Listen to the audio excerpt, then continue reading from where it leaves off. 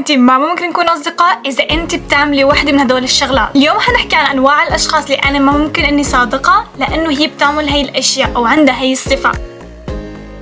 أنا وأنتي مستحيل نكون أصدقاء إذا أنتي بتحكي كتير عن العالم. هذا الشخص شفته وعمل هيك، هذا الشخص رحت لعنده وعمل هيك، هذا الشخص صار معه هيك. أنا كتير بحب الأشخاص وبحترم يلي مشغول بحياته بس، بأحلامه بس، بدراسته بس. أنا كتير بكره الحكي، كتير مشغولة بحياتي. فإذا أنتي كنتي هيك أبدا ما ممكن نكون أصدقاء. ما ممكن نكون أصدقاء إذا أنا وأنتي ما بنقدر نحكي، وأنا بقصد مو إنه بس نحكي عن الشعر أو نحكي عن تياب، ولكن كمان نحكي عن شغلات هيك عميقة غير إنها سطحية، وإنه تكون أنا أحفظ سرك وأنتي تحفظي سري. لازم انا وانتي يكون عنا نفس نشاط الوزر.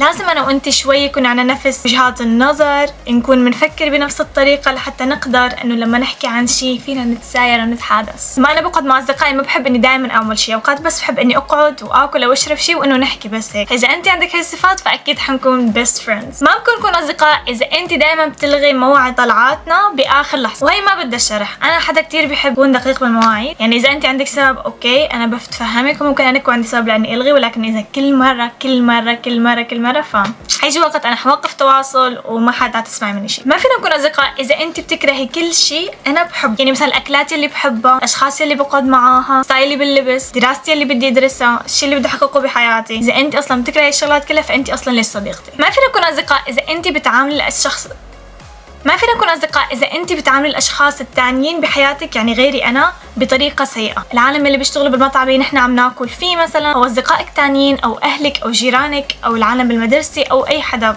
حواليك. أنا دائما ببادي العالم بالمنيح، محترمة، وبحفظ حدودي. فإذا أنت هيك فينا نكون أصدقاء، إذا أنت مو هيك ما فينا نكون أصدقاء. ما فينا نكون أصدقاء إذا أنت دائما عم تحاولي تتفوقي علي. أنا طبعا بفرح لك كتير إذا أنت وصلتي لشيء بحياتك، ولكن أنا قصدي إذا أنا مثلا عندي تياب جبت بيجامة جديدة، قمتي انت رحتي جبتي الاغلى منها او الاحدث منها.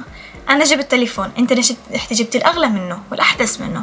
انا قلت لك حابه اني ادرس هي الدراسه، قمت انا المره الجايه اللي شفتك فيها صرت انت بدك تدرسي دراسه اللي احسن منها واللي اكثر منها.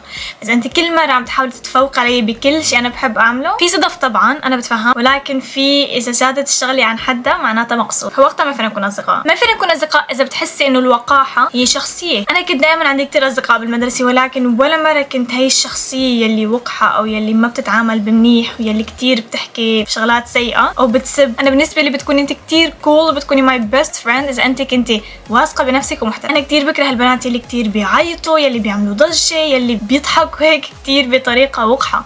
يعني في حدود، وفيك تكوني نفسك وشخصيتك وتظهري نفسك بالطريقه اللي انت بدك اياها. في شيء زايد عن حده، انا بكره الشيء زايد عن حده. اذا انت كتير زايد عن حدك واوفر ما فينا نكون اصدقاء. ما بنقدر نكون اصدقاء اذا انت كتير سلبيه انا كتير ايجابيه. لا طبعا كلياتنا عنا اوقات ضعف، اوقات ما بتمشي الحياه مثل ما نحن بدنا، ولكن بشكل عام بقصد انا انه اذا كانت الحياه ايجابيه انت تقلبيها وتعمليها سلبيه. اذا انا مبسوطه بشيء تنزعي لي هي الفرحه وتعملي فيها غلط. اذا انت هيك فما فينا نكون اصدقاء، لانه انا ححاول دائما اني انا فرحك اكثر وافرجيك انه اتس اوكي. اذا انت بالعكس ف ما ممكن نكون اصدقاء. وبس حطوا لايك، اشتركوا بالقناه، ولا تنسوا تبتسموا اليوم.